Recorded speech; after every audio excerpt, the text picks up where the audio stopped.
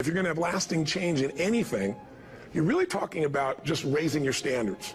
I mean, I always tell people, if you want to know how to change your life, I give it to you in 3 words, boring as it sounds: raise your standards.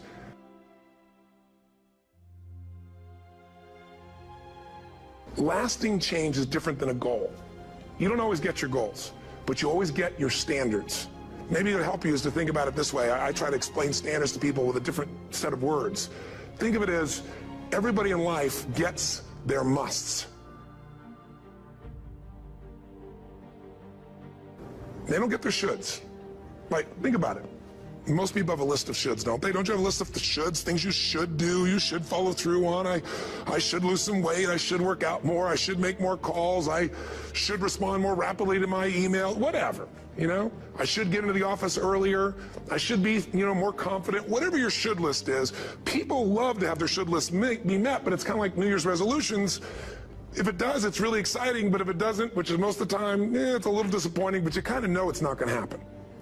But when you decide something is a must for you, an absolute must, when you cut off any possible, you say, I'm going to find the way, or I'm going to make the way. Human beings, when they resolve things, when they make a real resolution inside themselves, which is they raise the standard and they make it a must, they find the way. We made decisions in our youth, or very young, about what to believe, about what we were capable of, about who we are as a person, and that becomes the glass ceiling, if you will, that controls us.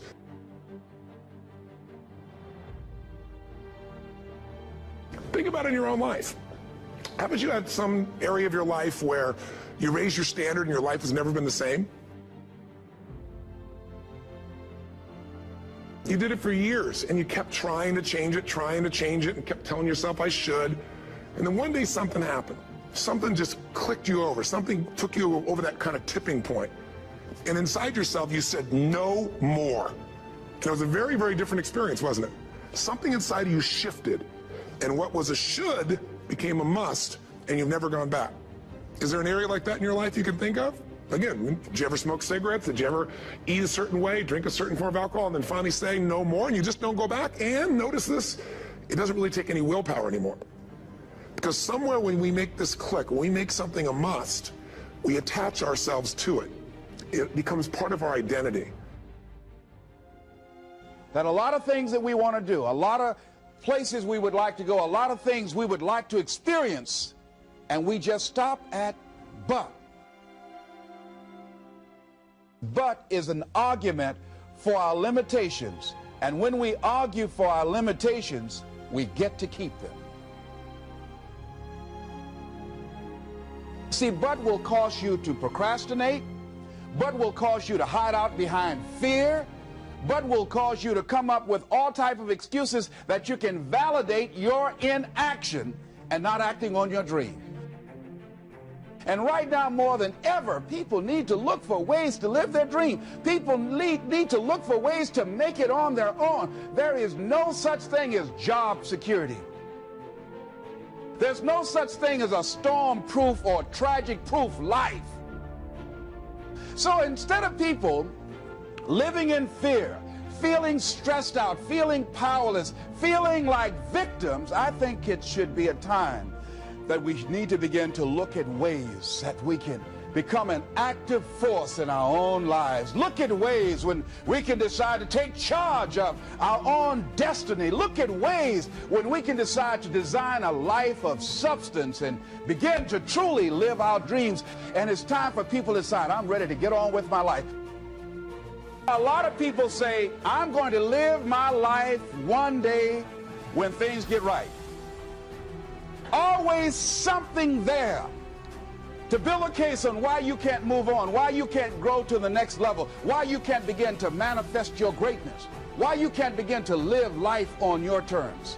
Always something there to block you, to keep you where you are, and keep you from beginning to develop your true greatness. Always some fear. How do we handle it? And I'm saying that if you've been hiding out behind but, if you've been using the fact that you don't have enough money or you don't have the education, take it head on. Go get the education. Have you decided that you should learn how to read to begin to expand your world? Why are you using that as a racket? Why don't you decide now that you're going to expand your world, that if other people can learn, you could learn too? Change your mind and it will change your life. Change, if nothing around you changes, change the things that are around you. I'm tired of it. I'm frustrated with the amount of people that are not successful because they have thought their way into a depression. You have thought your way into negativity and misery. It's all in the mind. Change your mind and it will change your life.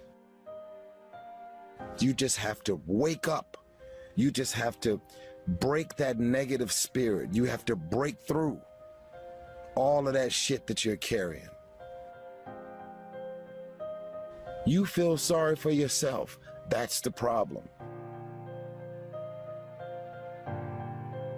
Even when positive people are trying to give you all this good energy, you have tricked your mind to turn every positive thing that they say into something negative. God isn't done with you. God is not done with you. That's why you're still here. Everything is so beautiful and so amazing. There are people out here that could be more successful, but you have thought your way into a depression. You have thought your way into gravitating and moving into the direction of anything and anybody that's negative. Everything about your life that you've decided that you've wanted for yourself is so negative, but yet you're expecting to produce positive results. The outcome of your life and your career is based on the choices that you've made. If you're not going to try and use your influence to influence people to want better and do better. For every level, there's another devil. For every level, there's another devil. Get off the pity potty. It's your season. It's your moment. Right now. A lot of people say no, ladies and gentlemen, to things, and they don't even know what they're saying no to. They haven't even challenged themselves. He hasn't even gone to sit into a class and say, teach me how to read. Instead, it's been easier for him to go through life, he thinks, trying to play a whole con game, pretending he knows how to do something that he doesn't know how to do. And you know what? Most of us go through life like that. Most of us go through life pretending that we're satisfied where we are, pretending that everything is okay, pretending that we don't have any special goals or ambitions or desires, when really deep down inside we do really want more. But if you look at our behavior, if you judge based upon what we do, that really will tell you some true stories about people, because you have to judge a tree by the fruit it bears, not the fruit that it talks about. See, a lot of people pretend that they want more out of life, but all you have to do is watch their actions. Watch their actions. Watch what they're doing. The proof is in the pudding. So if you want to do something, if you thought about something you want to do, take it head on.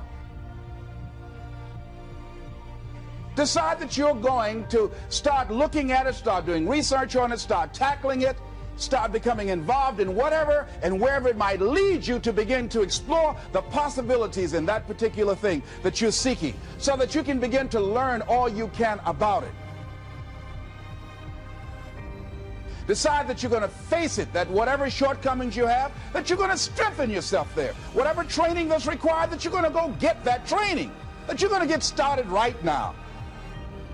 Do what you can where you are with what you have, and never be satisfied. Always strive to be more than that which you are. Yeah, don't get satisfied with yourself. Always know that wherever you are, you can enjoy more, that you deserve more. But most people, you know what they do? Most people go through life quietly and safely, tiptoeing to an early grave.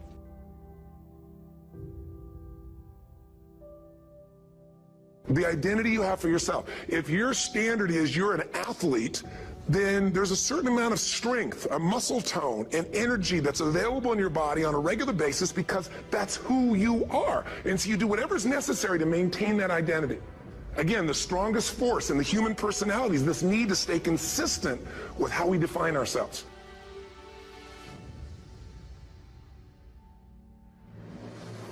Now, do you think those people that are out there working out 5 days a week, do they have more time than you do? Or I have, or anybody else? Of course not. Is their life less busy? Of course not. It's just a must for them. They must work out that way, and they've made that turn in their life change. So I'm not saying you have to work out 5 days a week. I'm just saying whatever you really want, wants don't get met consistently. Standards do.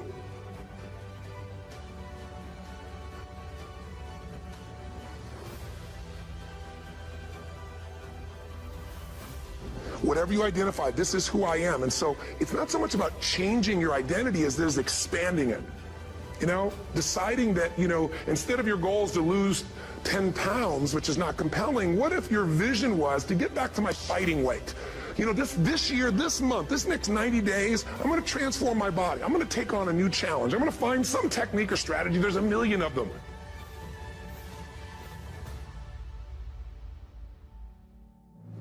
And most of us have no clue who we are. And so a big part of my work, if you've ever been to an event, is to get people to do things spontaneously without thinking, because that's when the real you shows up. That's when the energy comes alive. And when you do that, when you start to connect to your true nature, suddenly there's energy available for you to set a higher standard for what you want in your life. That's what this is really all about.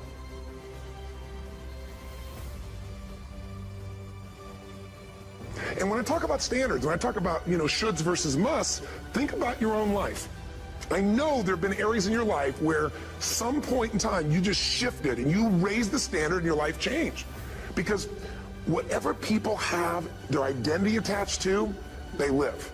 We live who we believe we are.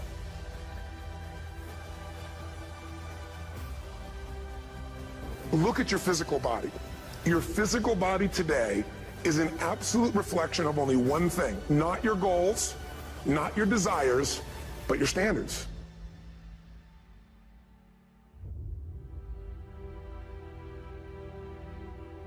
Take a look at any place you've got a limitation and ask yourself, when did I decide to accept that limitation? And you may not even see it as a limitation. You might see it as just that's who I am. But so often in our lives, we've adapted to be a certain way so that we don't fail or so that people will like us or respect us, but it's not necessarily who we are. Joy comes when you're spontaneous. It's really hard to be truly happy when you're not being yourself.